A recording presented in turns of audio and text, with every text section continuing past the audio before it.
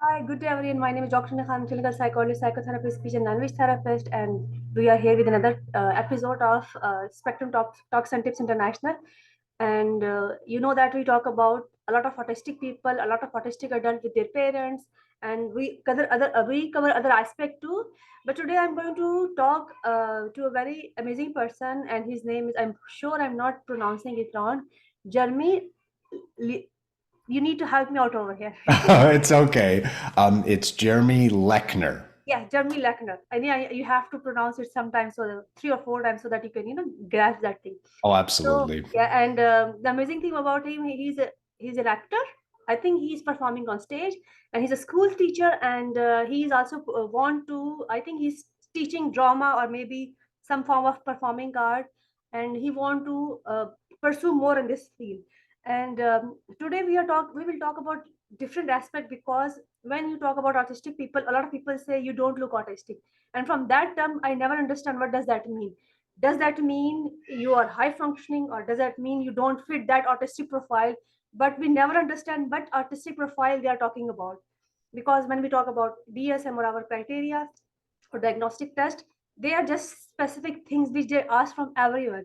So we will talk about so many things, and we will talk about that male persona and male autistic persona and how he's pursuing his career. So thank you so much for coming us with us today. How are you Oh, and how thank are you you for having doing? me. Thank you for having me, Doctor. Yes, doing very well. It's a lovely Friday, so always kind of a day of relaxation. Okay, so uh, if I'm not wrong, and I would like you to tell your journey to the our listeners about your acting career, and just little bit about that, and then also tell me that when you were diagnosed, and how was your life with diagnosis in your school. Certainly. Thank you for asking. Well, basically, the diagnosis was something over a period of time when I was about 5 to 7. Originally, I was diagnosed as ADHD, but ultimately, my parents felt that that wasn't the correct diagnosis. So I went back and was screened, and ultimately, I was diagnosed on the autism spectrum with, at the time, it was Asperger's syndrome, but now it would simply be autism. And I would say that a big part of my journey was learning to accept myself with that diagnosis. When I was in high school, that was when I sort of first learned about it. And I would say it definitely contributed to being the shy kid. That was kind of what I was. And it was in high school that I discovered acting. And I found that I really enjoyed it and it became a passion. And I decided that I was going to pursue that as my career. And I would say I've sort of spent, I guess you could say, my 20s sort of pursuing that training, that education. And then towards the end of that training, I had the chance to be part of a sort of a teaching acting class. And that helped me find an interest in teaching. And the last couple of years have been sort of focused on that pursuit. So it's been sort of a journey. Like you're saying that, I hope you're able to listen to me. So you're saying that you were diagnosed with ADHD. So when ADHD come in our mind, they go toward medication. So what Yes. was your experience with that? And I would like to talk about that, because a lot of people think that if they will give their children medication, or somehow it is I'm not saying it's not necessary. There are some conditions which when it's required, when a person is very aggressive, and when a Yes. person is going toward ideation, suicide ideation, or you could say when person is trying to hurt other people or themselves, those things are, need to consider about those things. What was your experience with medication? Yes. Well, my experience was somewhat negative. I don't know for certain if it was perhaps I was allergic to the medication or because I'm not actually ADHD, if it reacted incorrectly. But my memory is that the medicine had a negative reaction. It resulted in several side effects that caused me to become hyper and unfocused. And ultimately, my once I had the new diagnosis of autism, I think that my parents wanted to try to avoid that route. So they tried to focus on more, I guess you could say, like individual help for me, like individual things that I need to work on rather than a medicine. So they were basically trying to going for a skill based training that is important for Essentially, autistic yes. individuals. Essentially, yes. To try and help me to be more comfortable doing the things that I wasn't comfortable with, Okay, like socializing and such. so I would like to ask something else from you too, because when you were diagnosed, there are some schools where they are inclusive school, but sometimes where there's some other model. Because I'm from Pakistan, our school systems are different, and where you are, school systems are different. So your friends knew that you have this diagnosis, either it was ADHD, either it was autism or not. Did they knew about that you have that diagnosis, and how they took that, and how your classmate or your school was taking that thing? I think that it was something that I struggled with. I didn't necessarily want to tell people, but I think that a lot of people had a sense that there was something about me that was off. And I think it was as I recall, the main thing was that when I told anyone that I had Asperger's syndrome, people started making very bad jokes. They started spreading the word that, Jeremy's the one with the Asperger's syndrome. And so I think there was a lack of understanding of my peers. And for my schooling, what I can recall is that in middle school and part of high school, I think I was in special education, as we call it, sort of a separate class. So I think that was kind of my experience in school, was almost an othering, if you will, of being separated from the normal people, for lack of a better term. Okay, so it was more like that you were taking a separate class from other people. Yes. Yes. So it was a difficult experience for you to to mingle up with those people. Or Yes. do you have friends when you were in the school, or you were, like you said, that you were very shy, and maybe when people are shy, their terms are introvert, and they would like to stay behind, like sitting in the back Yes. bench, something Yeah. like that. So and there's some other thing about school, is that it's a place where there is a lot of sensory overload. you know Oh, yes. so many demands every day, is test and exams and doing this and doing that and this thing and that thing and paper and presentation, and so many things are when we're talking about school thing. So when you went to school, okay, also tell me about how was your study, like how are you taking your grade, if you were average student, or you were above average, how was your education? I would say probably average. I was a BC student. I can recall that subjects such as history, where I was very interested, I tended to do fairly well, but subjects where I was maybe more intimidated or overwhelmed, like math, I found that I struggled mightily. I was getting C's. So I think I would say on average, I was an average student.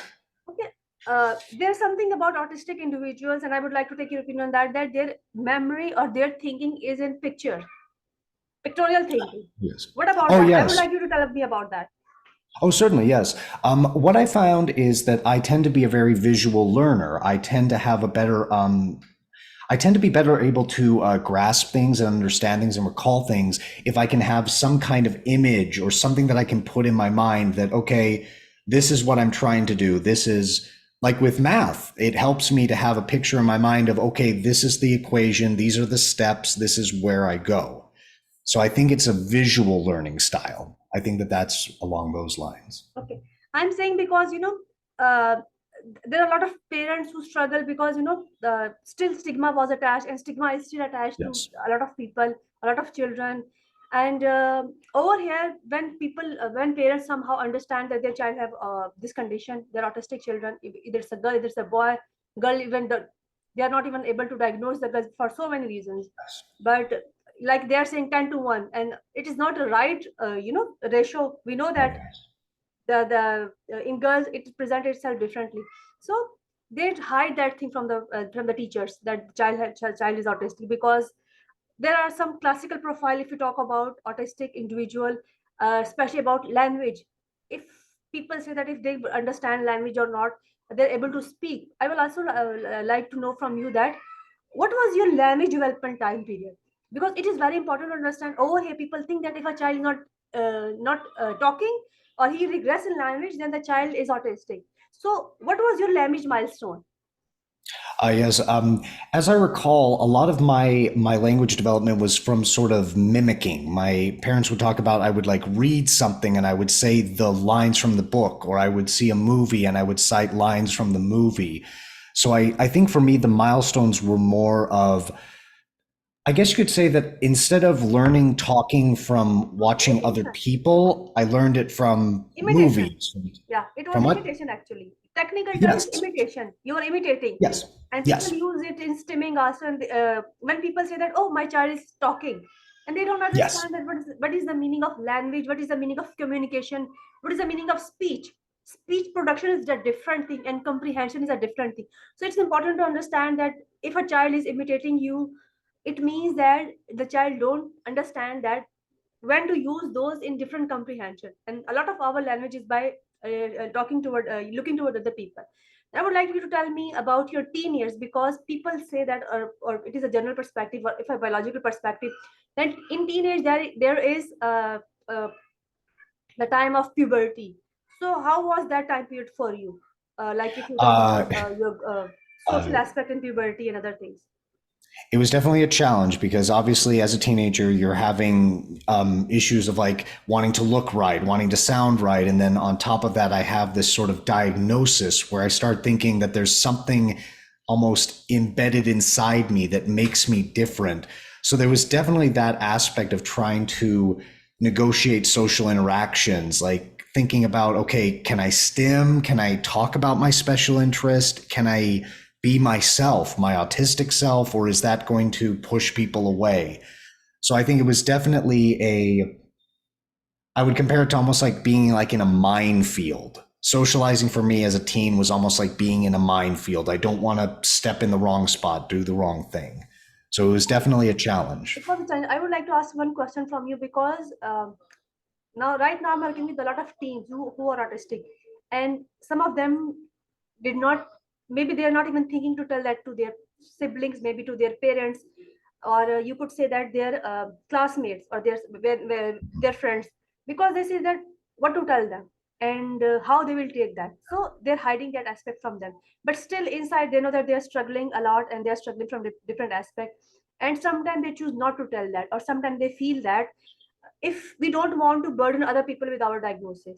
So Yes. maybe that was going in your mind, and when you're socializing, or when you're in your teenage, when you're in early teens, that is a time when you're establishing peer relationship, and in that Yes. time period it is very important to you be part of some group, to Yes. be included, to be Oh, adaptable. yes. And in that age, we, as autistic individual or maybe ADHD individual, we don't realize that we are going to extra learn to be extra likable, Yes. like she's a good girl, and that person is a very Yeah. good helping person, and you can Yes. talk to him anytime, he will help you out, she will help you out, and they don't understand that why they are doing that, just to be likable, just to be included in Yes. that group, just to be uh, have friends. And Yes. even if you talk about relationship, people make so many wrong decisions just because of those things, because they know that we are not, maybe we don't have a chance to get somebody, it's very difficult for us to get along with somebody. So challenges are always there. So now let's go toward, maybe I'm going toward that developmental side. That's how I'm questioning you what So, about when you go toward after your teen years, when that was your college time, and what about your relationships? I would like to know if you are comfortable in telling me. oh yes, I'm perfectly comfortable. Um, what I would say is that especially after high school, I was blessed with I had individuals in my life who were more accepting, who were more willing to allow me to, I guess you could say, open up and be a little bit more vulnerable, to start to introduce my diagnosis to them with things such as, I think the way that I would introduce it is with my special interest. I would say I like to talk about certain things. And I found that that was a useful gauge for seeing, are they turned off? Are they accepting? And from there, I could kind of build the relationship. I hesitate to think of it like almost like a job interview, but in some ways it felt like that, like trying to put your best self forward and then seeing what you can bring out. There is a very smart move if you talk about autistic or ADHD individual, that they go in a field that where they can find people of their interest. If you talk about the field, because you join the field of acting or it's a performing art, a lot of individuals, they don't have to be themselves over there. They have to pretend to be someone else. Like you are doing a lot of, Yes. if you're doing stage, if you're teaching acting, and if you're doing, that might give you, you could be acceptable in every kind of role over there, because that is a field. People are acceptable. Yes. It is kind of a generalization, or somehow some form of, some form of different mechanism people are applying that. But like I talk about myself, maybe I struggled because, we everybody struggle in their life, in all part of life, and we don't understand that struggle is not just for us. Struggle is for anti people too. They also struggle, Oh, and they're also yes. doing same thing. For example, if you talk about stimming, they do stimming too.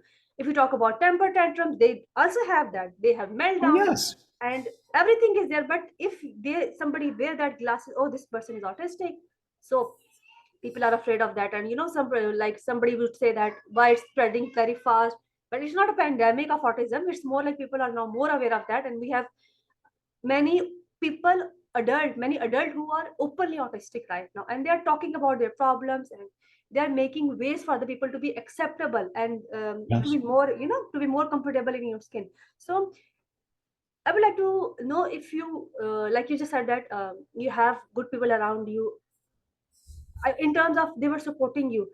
What about having a girlfriend? If you don't mind, if you want to tell me about that, do you have, or Oh, you oh, want to yes, talk that's about? fine. Are you Yes. comfortable with that? Yes, I did have several relationships over time.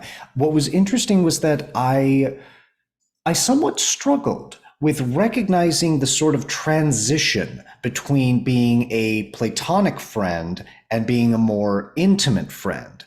My girlfriends would almost sort of describe me as going slowly. I guess I've heard people call it kind of a more old-fashioned way of gradually going on dates, slowly developing more affection in like hugs and kissing.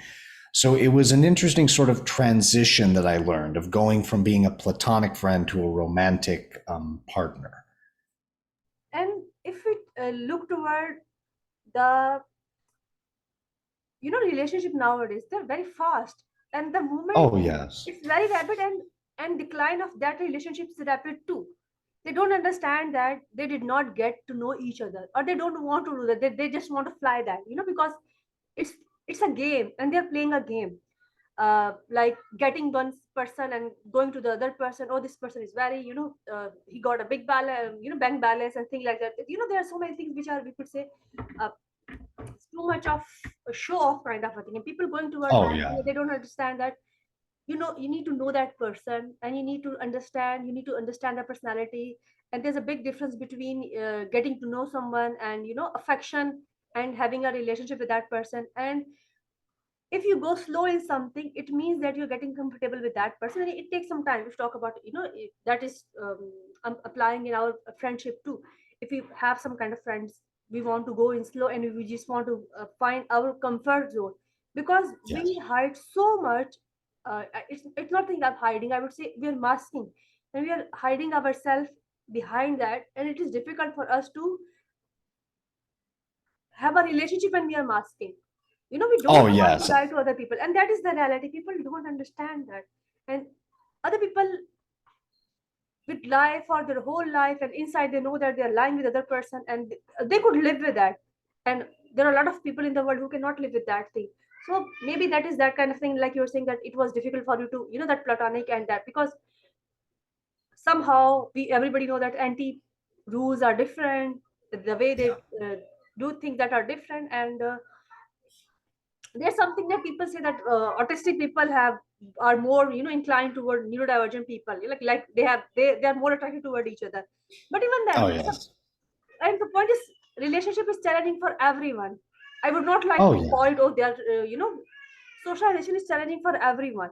you know Oh, yeah. No, it's if you go to other, to other culture, you don't know how to yes. communicate with them. For example, I'm from different background, and I want to learn a lot of things. So like, I'm English is my third or fourth language, and somebody said something to me, and I respond, and they took it wrong. I have to explain that, okay, Yeah. I'm from some other culture, and I need to understand it, and they were taking it very wrong. and they start very different kind of conversation which I never want to have, and I just clear that, and they said, oh, you sound like that. I said, I didn't sound like that, I don't even understand few words you are talking about. Then they stop, otherwise they were coming, they were just arguing and labeling stuff like that, somebody Oh, would call you yes. something like that which you don't like. So let's talk about your acting, and like we did a little bit talk about that, and I would also like to understand that if we talk about male and the male persona that we have in every society and in the world as a whole, that the male tend to be kind of aggressive, you know Yes. maybe it's I'm wrong over here, but the one who is doing decision by himself, independent one, not talking to anyone, not showing emotion, not Mm. crying easily. A man cannot Oh, cry, man yes. cannot show emotion, and especially it's very uh, like I belong to Asian culture, it's very prevalent over here, but it's prevalent from in your cultures too. So what is how would you describe those things? Does it Oh. fit the so-called the profile thing of a male, or how that profile is different from autistic male? Oh, certainly. Well, what I would say is my father was raised in an age where the kind of stereotype view of a man as being the provider, the one in charge, the one who is strong, stoic, and all of that was ingrained into him. And so while he tried to be more open and affectionate, he sort of gave off that impression. So growing up, I always sort of thought that was what I was supposed to be. And as I started to explore my acting and other things like that, it was a bit of a struggle. I had to find a sort of a different balance of what it meant to be a male, to be vulnerable, but still care for my family.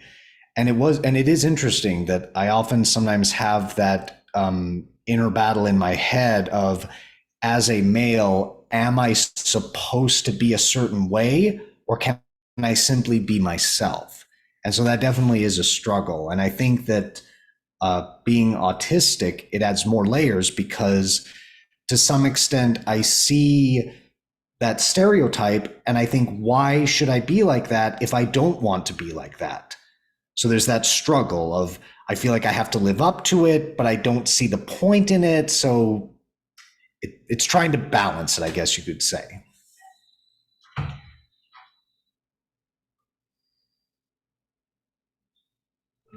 So do you so you're able to make a balance in that or not? Like you said that it is difficult for you to, you're still struggling with having that balance in your life, but when you are when you're in your profession or whatever you are doing, how does make it make you feel? Because for example, if we talk about our special interest or hyper focus, it is a place where we feel more comfortable, when we feel Yes. ourselves, when we feel more independent, more empowered, more confident. When you're on stage, I would like you to share that experience, and when you're getting up and when you're dressing up from different characters, and when you're doing stage, how is that experience for you? Oh, certainly. It's definitely a challenge because when you're acting, you can be portraying different kinds of characters.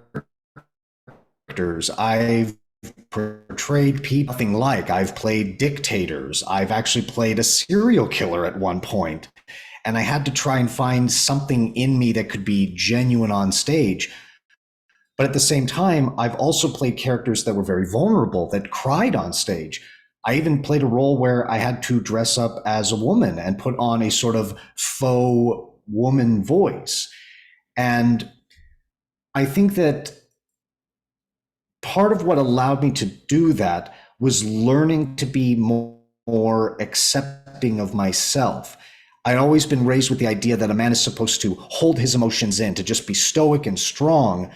But I've learned that I kind of have to break off from that in order to play these different characters. Interestingly, when I've had to play characters like the dictator, who I would imagine would be this strong, masculine man, I had to find the vulnerability. I had to find what it was that this man was trying to protect. So I think that it's interesting that in trying to find my vulnerability, I felt that I found my strength. I think it is helping you because what you were feeling at that time, other male feel that too, you know. So you Yes. are Oh, able yes. to the word we use, empathize or sympathize with someone. So Yes. if you are a strong person, but the strong that mean, even if still Yes. could say, example, you could say that is a thick term, but people would what describe strong, how there he is strong, emotionally strong. Emotionally Yes. strong mean that a person is not able to cry, or does that mean that a person is not able to, or is it able to manage his emotion? For example, if you're autistic and you have poor executive function, or you're ADHD, you have poor executive function and no emotional dysregulation and poor inhibition. So you are able to feel those emotions. For example, like you said that if you're strong, even you're still vulnerable. If you're strong, Yes. even then you're still able to uh, feel the pain, and you still hesitate to take a life, like, Yes. I don't want to say more things like that, but people Oh, do no, that, and absolutely. that's their own life. And there's a process. And even if you talk about those people, for them that is their normal. That's why Yes. we say that, because if a criminal is born in a criminal family, it means that their normal is stealing. Their normal is Yes. maybe using abusive language. So that's why these terms are challengeable, or we can challenge those things. But like you said that you feel the you could say how those character might feel, or how those person might feel, even if you're Yes. strong. And maybe other people cannot share their emotions when they're performing their strong persona of a male. Yes. But you feel that emotions. Uh, and it is clarifying a thing over here, like people say that they don't have emotion, autistic don't have emotion, they cannot Yes. express Yes. emotion. And Yes. I was in a space yesterday and just said that just see when they are communicating with each other. Now you can imagine that they're not social, they cannot communicate. You just go to their conversation, you just go to their groups when they're communicating with each other, and you can see the energy, and you can see the the fire in that conversation, Oh, back and yes. forth, every kind of conversation when you're comfortable. So that's why I just started those things. I just want other people to understand that what it is to be an autistic male, or what it is to feel like to be an autistic female or male. If you have ADHD, if you're a mother. Last time I was with a woman who's neurodivergent, and her one children is autistic and other children is ADHD, and she's also getting her diagnosis. And she was saying that sometimes I'm struggling, but sometimes my daughters are struggling, but somehow they feel that I'm struggling too. Oh, So absolutely. Yeah. What I coming back and forth. yeah, what I've always tried to tell people, at least this is my perspective, is that I may struggle with explaining emotions or understanding them, but I still have them. I still feel. I may not be able to describe it, but I can still feel it. And I think that applies, well, that does apply to autistic people. We may struggle with explaining what we feel, but we still feel. We're human beings, we're not robots. You're very much right over here. The term robot, may feel a painful. It is a painful term, but robot is Yes. something other people are controlling. It's like Yes. you don't come with a remote control that you try to uh, control the people. That's why people, that's why a lot of autistic community or ADHD community, neurodivergent community are against those therapeutic practices where people are Yes. telling you to be like someone else. Like your Yes. whole life, you want to be someone else. You are trying to be like act like someone else, and it is going to bridge a gap between you and yourself. You're not Yes. getting away from the people, but you're getting away from you. Like I just asked this question from in my tutor, and I'm just telling these people to I'm just quoting this everywhere, that what was the age when you diagnosis? The highest age was which came, that was 78. Why a person would want a diagnosis at the age of 78? There must be going something with that person for the whole life, and they somehow get that chance, or somehow they get that courage to go for that diagnosis. There could be other perspective too, but that is a very strong perspective. Why a person want to know who he is? So somehow Yes. I would say that other people, the anti are struggling too. Like I'm working with them, you are also working with them in your own field, and you understand that somehow you will find a place to communicate. You would know Yes. that you are different, but maybe they will stay in that phase of denial for their whole life. And when Oh, yes. there's a rage, when when we call it age camp, then it's midlife crisis, everybody collapse over there. So it's not that if we don't know how to express our emotions, it doesn't mean that we don't have emotions. If we don't Exactly. express our emotion, uh, we need to find a way how to do that. And I think you find a way somehow through your acting to express yourself, to express your emotions, to feel other people emotions too. Because when you are in Yes. that character, when that character is written well for you, uh, then it is easy for you to do that. So when a character came to you, I would like to know that how you prepare that. Because like I just, when we were doing this just discussion, I just said that okay, you look like that classical profile of Roman era, and Mhm. the one we see in the movie and the one we see Yeah. characters in that Pirates of Caribbean, different movies, that classical English era. So how you prepare that, and how you prepare yourself for that, and how much time it take for you to go into that character and get out of from that character, because that is the trickier part. Oh, yes. Well, usually what I would try to do is I try to look at the script and I try to figure out what does this character want? What is this character saying?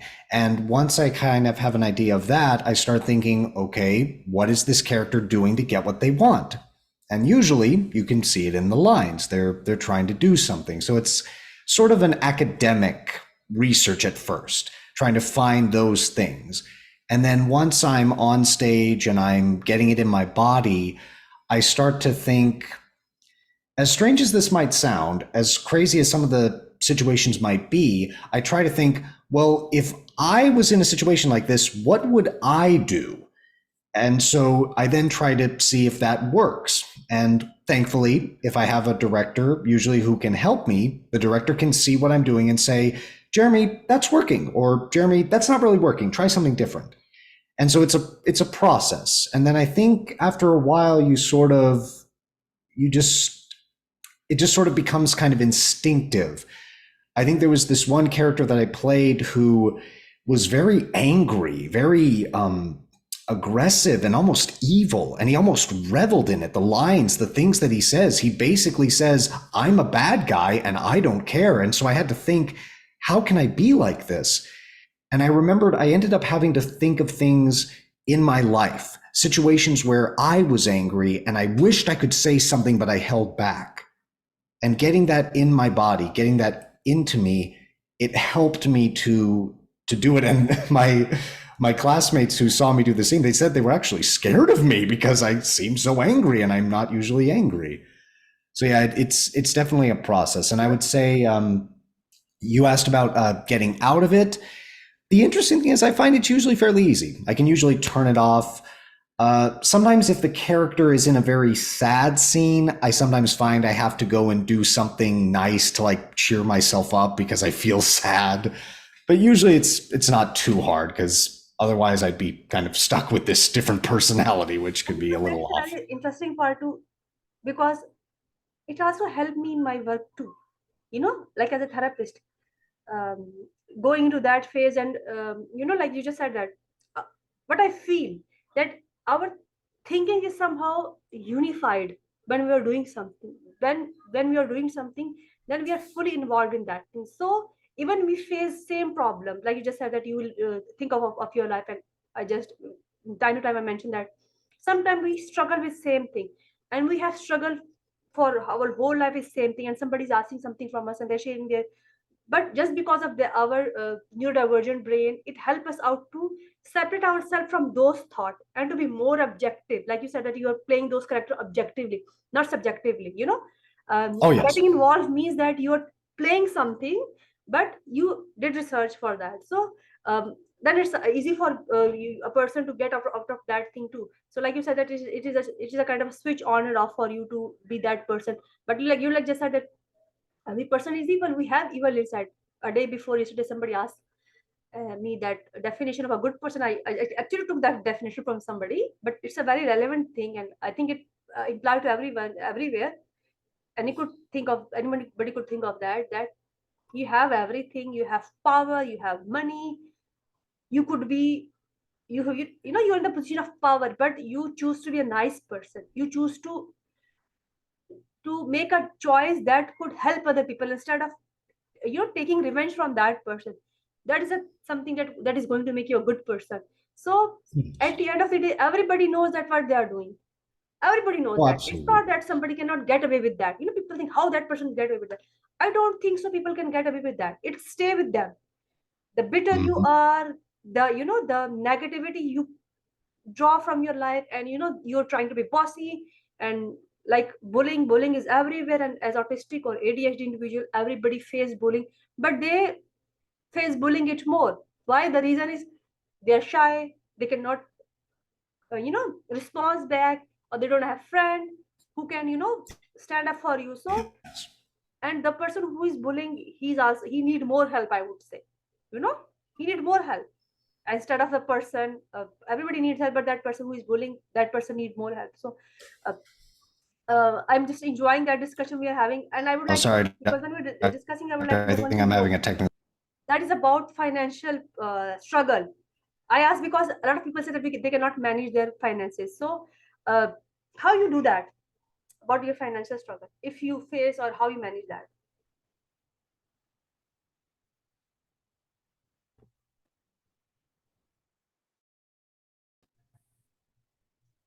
Thank God we are back. Sorry, technology. Yeah, technology. I think So we what my were. question? I should I repeat the question? No, it's all right. I think you were talking about finances. Yeah. I would say that for me, I found that I have to have some kind of structure. It helps me to have a sort of clear plan in my head. I try to write down and keep a record of these are my monthly bills, these are my weekly bills.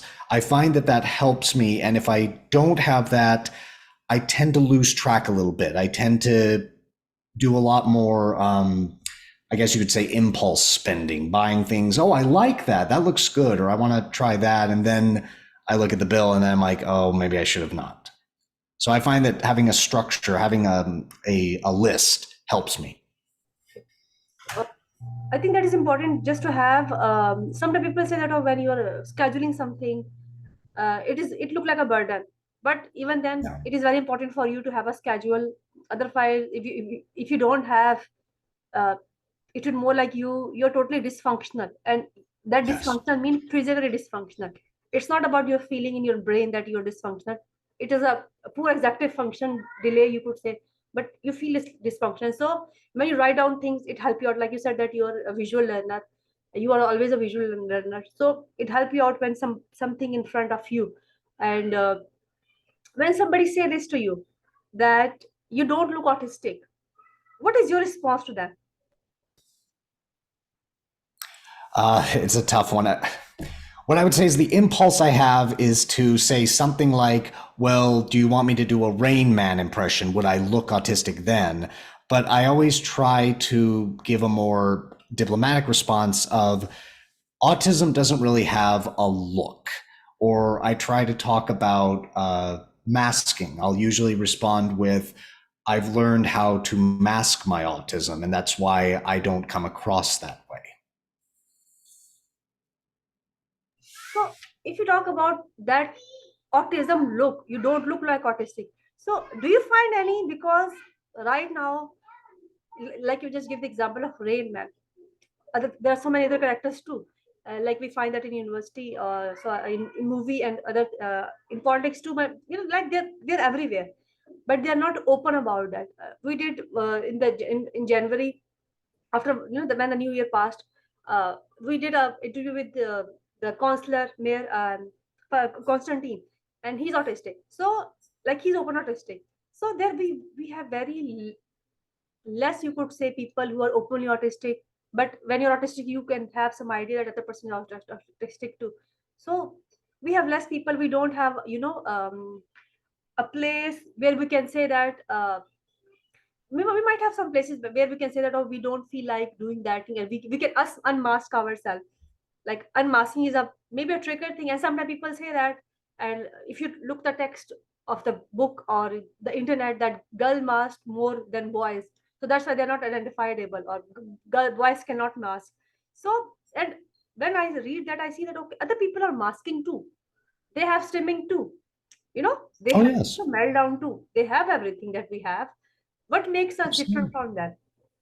We are human being, everybody is human being, still are human being, but the classical example of you don't look autistic, I don't understand from where that term is coined and why they would say that, and which profile they are talking about. You know, like Yes. you will not Well, talk, you are robot. Are they talking about robot?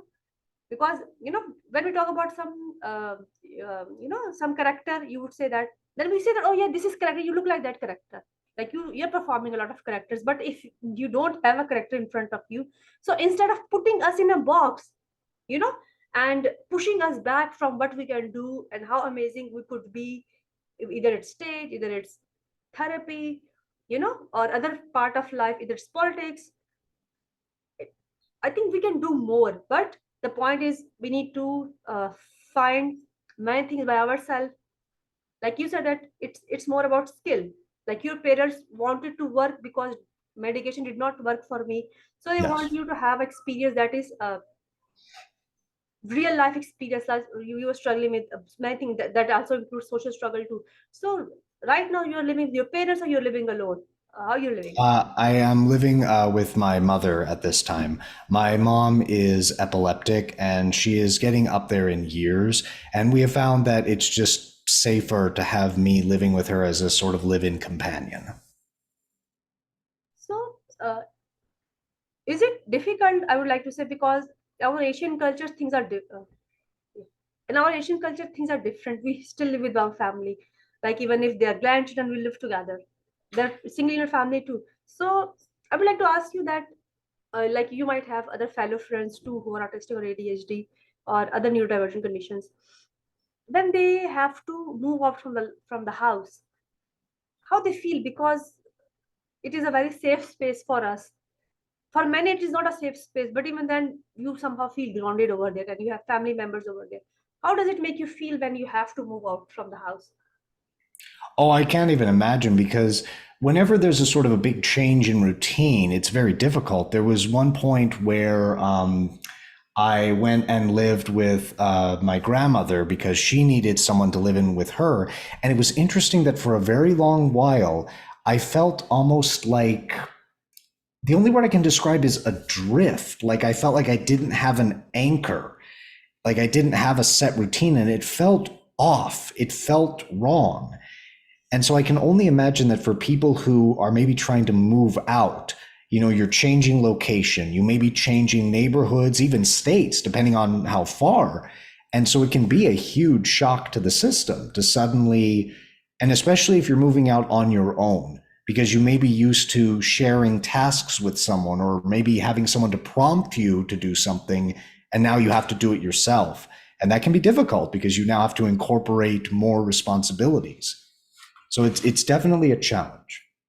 So, do you have any other siblings, or do you have any siblings? Yes, I have a younger sister. Okay, she's also living with you.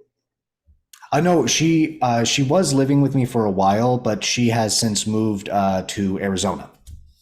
Okay. Yeah, she was always more of the mind that she wanted to be independent, and so it was an interesting contrast. It was an interesting the dynamic. Okay, so with this, we are. I think I have taken you a lot of time, but I would like to thank you and for sharing your experiences and having a talk that is from your heart. Maybe My I'm a pleasure. therapist. I dig people and I let them share so many things, and I let them share. They might have never talked to anyone. That's how I am. And I'm happy that you share your experiences, your life experiences without any hesitation.